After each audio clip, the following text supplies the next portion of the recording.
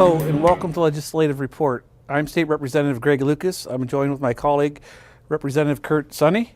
I thought we'd spend some time to discuss the state budget, both the process and some of the issues in this year's spending plan. Joining us now is Majority Chairman of the House Appropriations Committee, Representative Bill Adolph. Representative Adolph, thank you for being with us today. Curt tells me I'm in for an interesting June. Budget process coming out. Being a freshman, it's the first time I have to go through it. Could you give me an idea what I'm in store for? Some long hours, but some interesting debate. A lot of information, but I think everything we do up here, all the legislation that's introduced throughout the term, is all based upon our ability to pass a balanced budget on time. And I know Representative Sonney has been around for a couple years now, and he saw the damage that can be done when you don't pass a budget on time.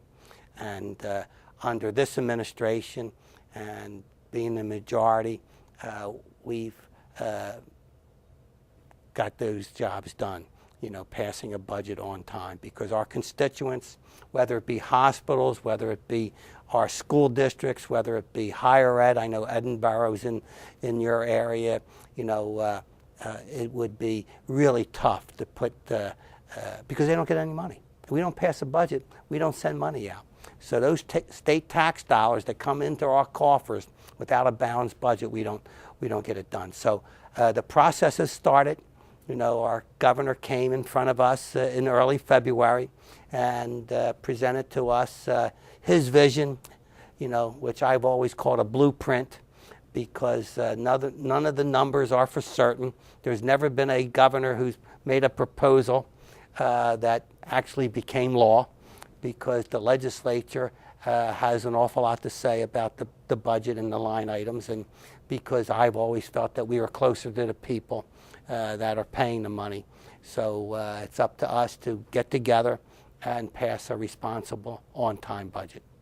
Well, I understand that about 80% of the budget comes through sales tax and earned income tax, and there are some other ways of getting taxes. Can you tell me about some of those ways? Sure. So you're absolutely right, Representative, as far as the two main sources of revenue. The PIT, which everybody pays in their paycheck, 3.07%, is the largest revenue source. So small business people, whether they're a sole proprietor or a partnership or even a subchapter S corporation, they're paying that 3.07%. Followed by the sales tax, and that's been a little shaky, to be very honest with you. PIT is very strong right now, but the sales tax is below what we projected. And there's a couple reasons for that. And, Congress passed a law to reduce the FICA that people had withheld from their pay, went from 6.2 to 4.2 for about a 2-year period. Well, starting in January of 2012, it went back up to 6.2. And that took 2% of everybody's gross wages out of the economy. And it was sent to Social Security. Well, that has affected people's extra spending ability. And as a result of that, sales tax revenue has been off. Not to mention new technology. And when I say new technology, and I know none of us would ever do that, but purchase something on the internet, if you purchase merchandise on the internet, most of those services do not charge sales tax. So that's really affected our revenue there. Then we have corporate net income tax, 9.91%, which is one of the highest corporate tax rates in the nation. Supplies us about 9% of our revenue. Then we have capital stock and franchise tax, inheritance taxes, and a lot of fees, that go into the general fund, for a total roughly of about $28.4 billion. a lot of money. It's a lot of money. That's A for lot sure. of money. One of the challenges I know that we faced for several years now are just simply meeting projections, even though we have projected revenues in a very modest way. And it looks like yet again, for what I believe would be the 5th year in a row, we are not going to meet projections, that we will end the year in a deficit. And so again, we are going to be dealing with having to make, possibly having to make cuts, at least from the proposal of the governor. Representative, you are absolutely correct. The only thing that I would change in that statement is that our projections that we made back in July was very close to what reality is going to be. Probably as close as $10 million to our $28 billion budget. So our projections were pretty accurate.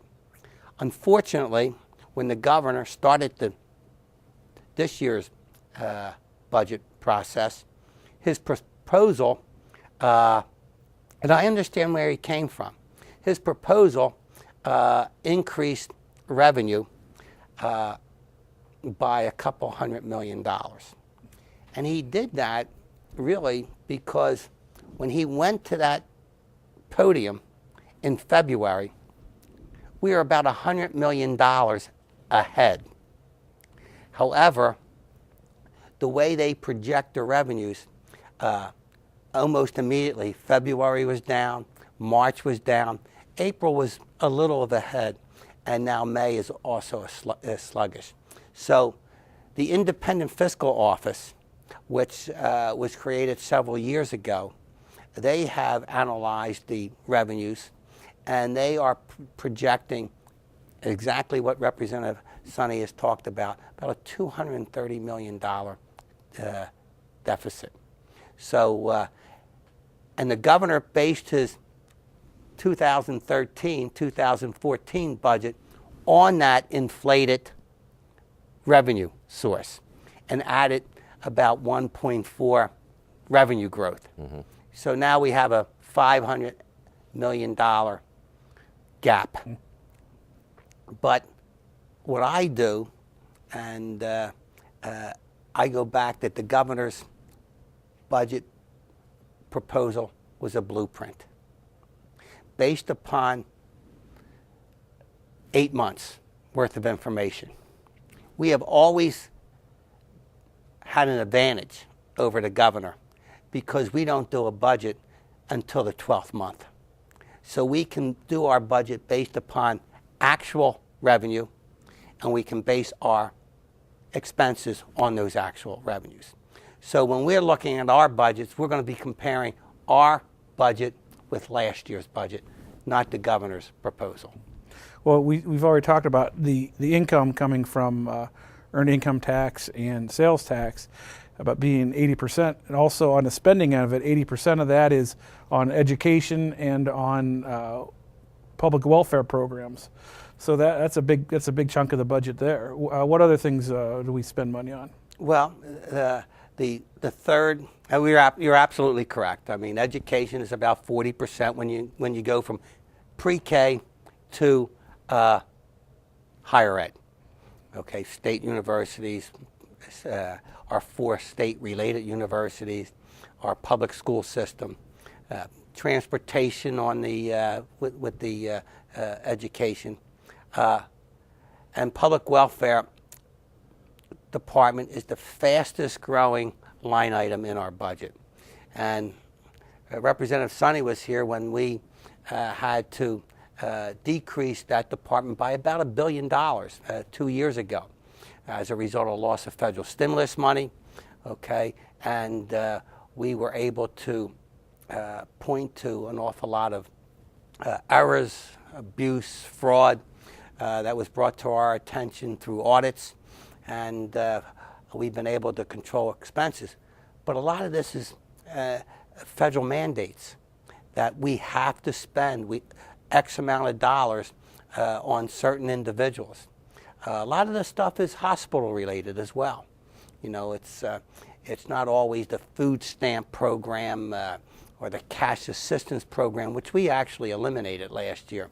this is an awful lot of expenses for the disabled, and we try to make sure that those that are handicapped, either mentally or physically, receive the money that they need in order to exist.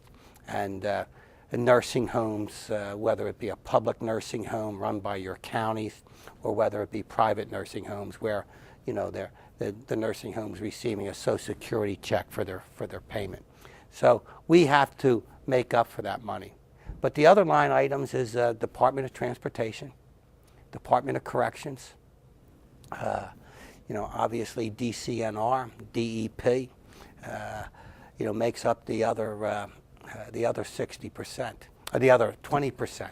So education and Department of Welfare are the two big ones that we do. But you know, they're all very costly. Well, it seems that if something's going to get cut, it's probably going to get cut out of that 80%, and that seems to be an issue with a lot of people in those areas. I know higher education was expected to get about $100 million extra this year. Higher education, Representative Lucas, is actually level funded, which is actually a good start for them, because the first couple years they received you know, 20%, 15% decreases. So they're at level funded, and for those folks in your area, I think that's where they're going to stay. I think what the 14 state education institutions receive, that's what they're going to get. The 4 state-related universities are going to get what they got last year, level funded. The governor has proposed about a $90 million increase for basic education. Okay, and we're going to be introducing a budget in the near future.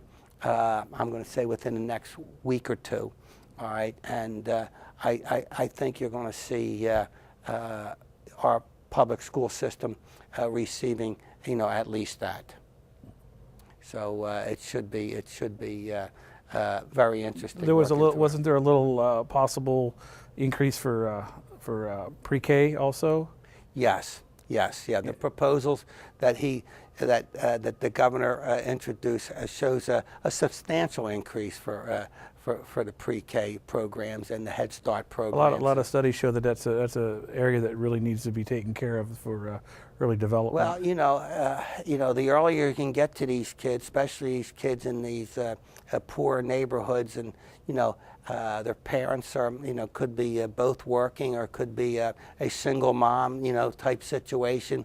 You know, if you get them to a daycare where they're also learning and being able to pick up social skills and so forth, in the long run, it will pay off. I have some military people that came up with this unbelievable percentage, and I want to share it with you guys, because I really found it hard to believe, but they're swearing to it that 75% of our high school graduates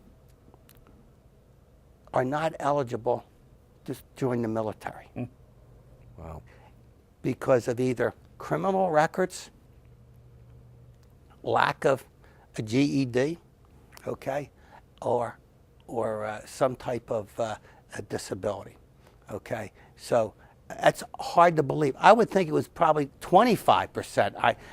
You know, but I went to a meeting last week. It's 75%.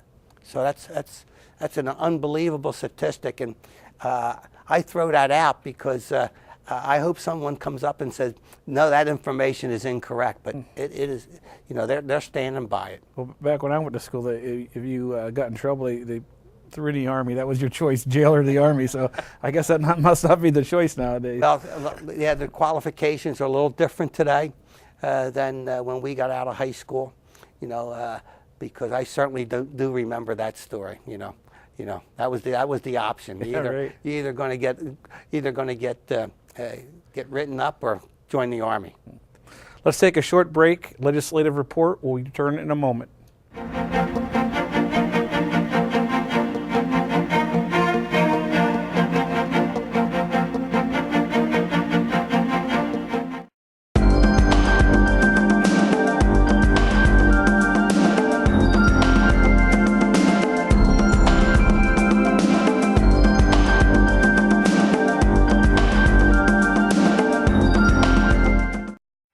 Did you know that Violet Oakley was the first female artist to receive a large commission for artwork done in a United States Capitol building? In 1902, Joseph Houston, designer and architect for the 3rd Harrisburg Capitol building, commissioned Violet Oakley to paint murals for the governor's reception room. He believed that Oakley's contribution would add interest to the building and act as an encouragement of women of the state. Prior to beginning her work for the Capitol, Oakley set out to England to conduct research for her murals. Upon return, she decided to center her artwork on William Penn and the founding of Pennsylvania. Oakley made sure that Penn's ideals of justice and peace could be seen throughout her work. In 1906, she completed 13 murals titled The Founding of the State of Liberty Spiritual and was placed in sequential order around the governor's reception room. These murals were some of the first to be installed in the Capitol. When Edwin Austin Abbey, another artist for the Capitol, died in 1911, Oakley was offered another opportunity to create murals for the unfinished Senate and Supreme Court chambers. Her work on the Senate murals, including International Understanding, was completed by 1919. Oakley then completed the Supreme Court murals, including the Divine Law, by 1927. Oakley is said to be the principal artist for the Capitol, with a total of 43 murals on display. She remains one of the greatest muralists in the United States. Now you know. Welcome back to the program.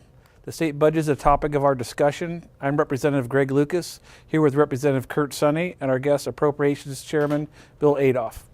Part of the budget process, which we all know comes to a head on June 30th of every year, we oftentimes have other what we might consider high-level bills or initiatives that governors have most generally brought forward, and these always seem to kind of roll in with the budget in one way or another. And we all know that three of the very big initiatives that Governor Corbett has been trying to address are the transportation issue, pensions, and privatization of the liquor stores. Now, of course, for the House, we have passed a bill dealing with privatization and sent it to the Senate. We have not addressed transportation or pension funding yet. Maybe you could comment on that. Well, there are major issues. I would say more than half the privatization bill, that was the first vote since Prohibition on the privatization of liquor stores. So we were all part of a pretty historic vote there. And, I think the residents of Pennsylvania will appreciate the convenience that privatizing their wine and spirit stores will bring them in the years to come. And I think based upon the figures that I have seen, that the revenue just going from 600 state-owned stores to 1,200 privately owned stores statewide, common sense will tell you that eventually they're going to sell more wine and liquor, which will bring in more revenues for the state. But the main thing is the convenience. I mean, 48 other states do it. Private owners own taverns, private owners own beer distributors. Why can't private owners own wine and spirit stores? So I think when it's all said and done, I think we'll be able to get that done. I'm not sure by June 30th, Representative, but we're not going to hold up the budget based upon a privatization of liquor stores. We have a constitutional requirement to get the budget done. It's been quite a few years since Prohibition, so if we can get this done, in the fall, or if it happens to get done in June, I'm all for it. So that's how that privatization bill will go. Transportation, transportation is a little different. We have been hearing from our Secretary of Transportation, and I believe Governor Corbett did a commission on our public transportation needs. And we're really talking about capital improvements, our highways and our bridges.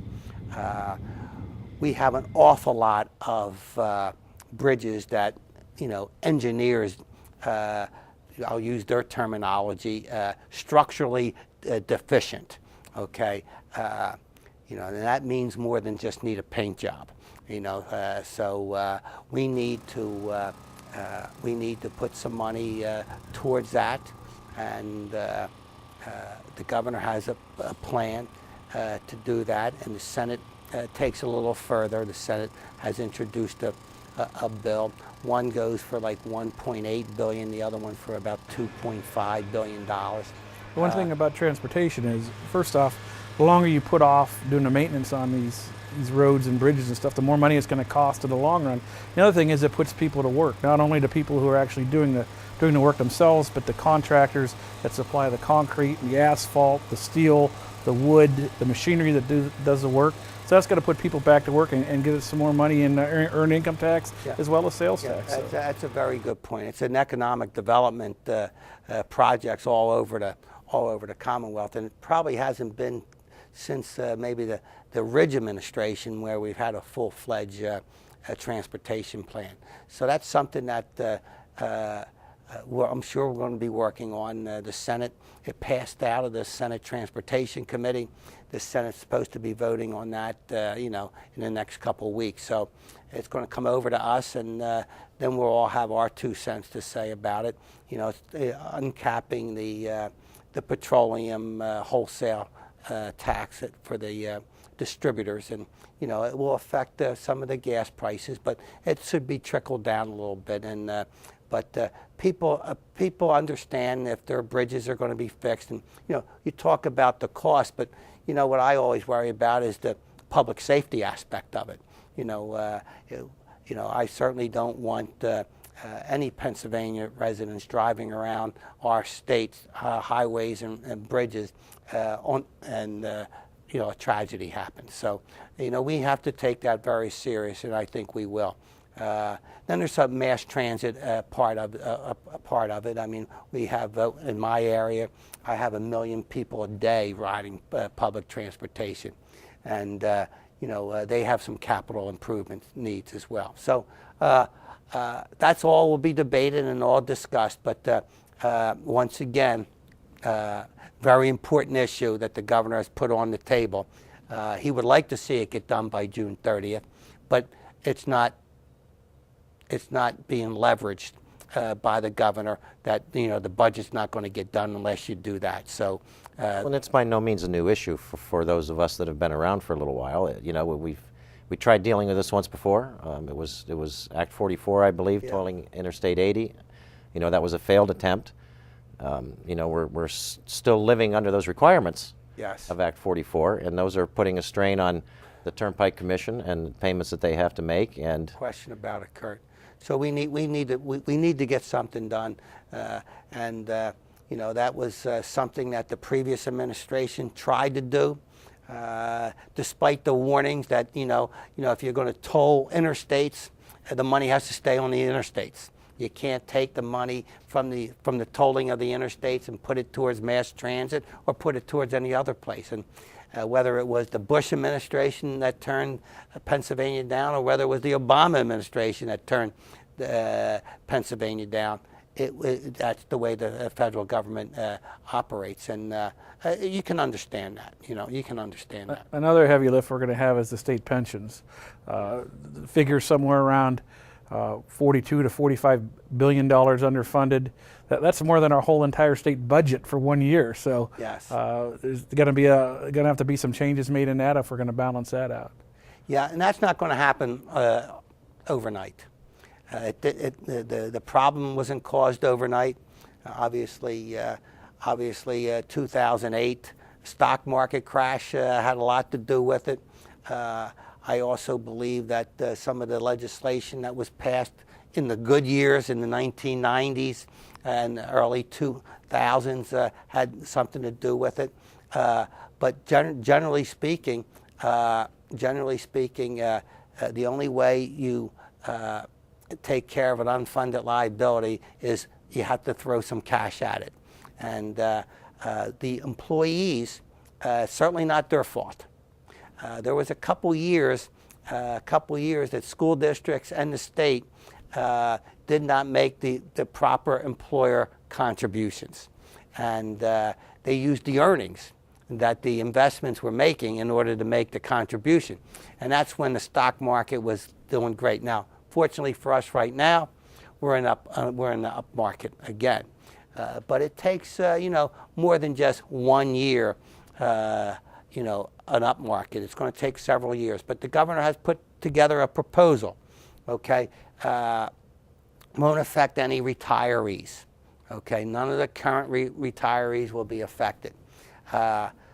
The governor's proposal, and I don't know whether this can even become law, because I don't know if you can take away current employees' benefits, and that's always a court challenge. And Representative Sonney, we listened to the state Supreme Court talk about that when they came in front of us. You're asking folks to make a vote on something that we're not sure is constitutional. So that's a question that we have. The bottom line, though, is if we don't do something, there may not be a retirement for people to go to. No question about it. And there's ways that we can do it. I mean, I think new employees. I know there's a defined contribution plan being offered instead of a defined benefit plan. And that has its advantages, and I think you see private industry going towards that. But in the meantime, we still have to find a way to get cash to that unfunded liability. And I think that's probably the most important point of the whole pension issue, is the fact the only way out of it is to put the money in it. There is no easy fix to it whatsoever. It takes money. Correct. It takes money. Well, as far as the budget goes, we can only spend as much money as we bring in, and there's only really a couple ways to make money. So your only choice is you have to either make more money or you have to raise taxes, and no one wants to raise taxes. That's true. I mean, we're trying to pass legislation that creates jobs, and we're giving incentives to employers to hire folks. And I know down in my area, we have an awful lot of oil refineries, and there was approximately 2,200 jobs saved as a result of direct input from the state. And even down in the southeast, we benefit from some of the Marcellus shale and natural gas because of the pipeline going, and we're turning refineries into natural gas exporters now. So we got to get Pennsylvania back to work. I mean, that's right there. That's the main thing. Get Pennsylvania back to work, and that's what we're trying to do. We can't raise taxes on our working people right now, and that's one commitment that we all want to keep to. But we know running state government is expensive because of our state police and our roads and our highways and so forth, and our education. Because you need a good education. Right. That's all the time we have for today's program. If you need assistance with any state government matter, please feel free to contact us at our local offices or through our websites. That information will be shown in a moment. Thanks for watching, and please join us the next time for Legislative Report.